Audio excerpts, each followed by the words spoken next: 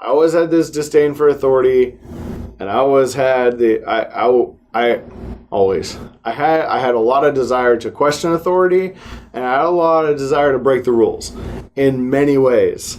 And a couple of those have never left me, because when you tell me, when you are a person I like, and I want to get you something for your birthday, and you tell me that I shouldn't or can't because of your religion, J-Dubs, man,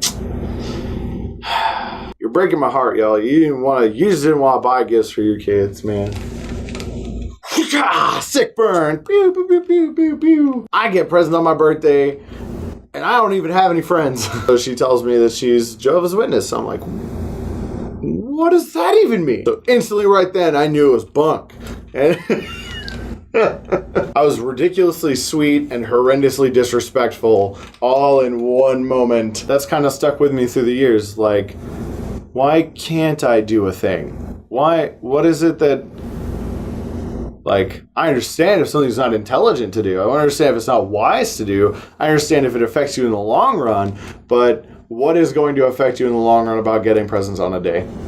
I don't understand. Doesn't make any sense to me. I think that's dumb. Here's a present.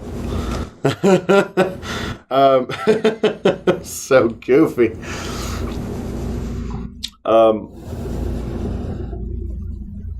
And, in that course of time, my grandfather was born again. And, not that I had any idea what it meant 15 years ago, but he was totally changed. He stopped drinking, he stopped smoking, stopped dipping. These were big things to me because I was doing all those things. And then, I find out later that, prior to this moment in time and this action, he was abusive to my grandmother. And then from that point on, he was such a different person that even until the day she passed away, he loved her and, chased after her heart until it was over, until the long run had, been long and run. And he never gave up on their love, and he never gave up. Like, it's a crazy situation. Sure, I'm positive he didn't do it perfectly. If he were sitting next to me and I were like, hey man, what do you think? He'd be like, that's not attributed to me. That's because there was a day where I realized I couldn't do it anymore, and he gave his life over to Christ, and he was a different person. That was foreign. I didn't understand. It wasn't nonsensical, but it didn't make sense because nobody worded it that way to me. When I was 14, my mom's side of the family found out I was being abused by my father. That he was alcoholic and he was an abuser and all this stuff, because I got a fist fight with my friend. Shout out to you, bro. Man, that was a weird day. Like, nothing about that makes sense to me now. Just something. We were just ornery about something, just frustrated about something. And then it ended up becoming like a family affair thing in the middle of this park because there was a big thing going on, so our families were gathered. And then, like, the two families kind of came talking, and then it was like, burger. And somewhere in there, they were like, and this man is a child abuser, and he just blah, blah, blah. And they were like, wait, what? Hold on a second. Anthony, say, bro, is that true? Well, yeah, but he didn't, like, beat me unless I deserved it.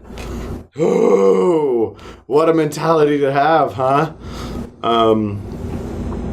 So they shipped me straight off to Texas. Almost a blink of an eye, like almost no time passed. And Texas. And then I got stuck into it. My grandfather had brought me to a Bible study. He had given me a Bible. I read it when I was at that Bible study, and I read it when I was trying to find some way to argue the girl that I liked out of her beliefs.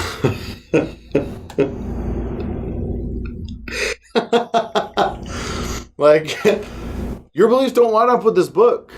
Like, how is that a good religion when you say this book is the good thing and it doesn't make sense one to the next, and I don't have any realm of understanding in a big way, but in the small way I understand it, what you're saying doesn't make sense. So apart from those two versions of reading the Bible, I didn't do it. I left that Bible on a plane. Parents got me a new one, stuck me in a church that was very, unorthodox. Very unorthodox. They were very different people. Came out of like being bikers and alcoholics, and then used some of those things to minister to the lost themselves in those moments and times. So nobody told me about a lot of things.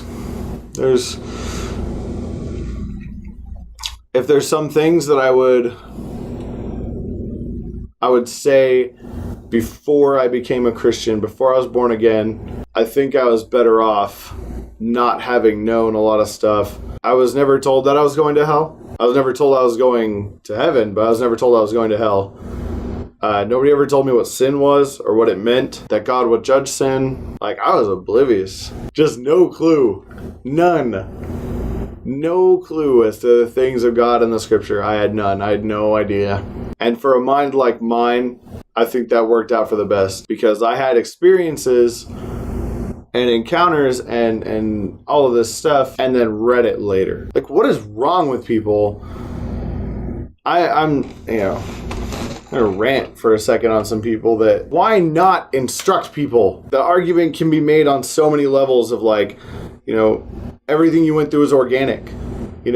Everything you went through was based on you and God, and not what man told you and all that kind of stuff. But man, what I wouldn't give to have somebody who really understands the scripture have sat down and told me and instructed me in the way that I should go, because I have had no idea. I had to sit back over and over again and feel like I'm figuring it out on my own. And I look back and I'm like, there really was no one either willing or able to sit back to tolerate a young, obstinate kid, being hard-headed. So I think is a lot of the problem with this generation meeting the newest one. Like, teachers, real, true, I would say Christians who have the gift of being a teacher, which I'm sure raises up questions, but I'd like anybody to ask questions in the comments that they're thinking of as I'm talking about this. But real teachers persevere, and I commend them for that. Real mentors persevere. Those people who truly have the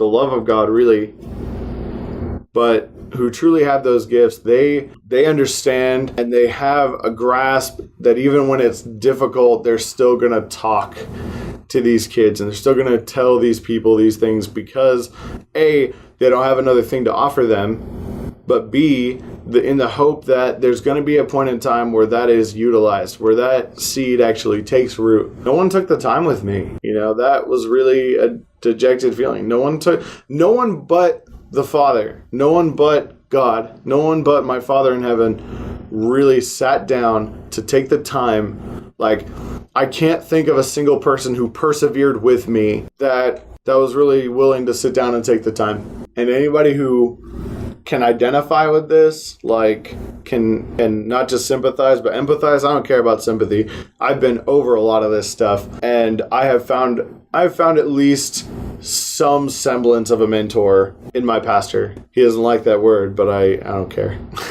Because anytime that I have a problem that I'm really willing to bring to him, or I have a question that I'm really willing to bring to him, or I have a thing that I'm really willing to go up and be like, hey, can I ask you a question about this? Can I talk to you about this real quick? He has so much knowledge that I'm like, man, just whatever, dude. Yeah. So what, you're 15 years older than me, you think you know everything? And then he's like, no. And I'm like, yeah, I know. you know, he has a wisdom that goes, he doesn't have to spend every day with me to know that, like, this is the thing that needs to be said and dealt with. And he does it in such a gentle way. He's so kind. So that's what I'm going to have for you guys today. Make sure to click that subscribe button. If you're interested in ASMR, I have that here. Click me for more vlogs. If you click over here, you will see either Let's Plays that my wife and I do, or you'll see the Let's Plays that I do solo down over here. Thank you so much again for watching. Boom. Subscribe.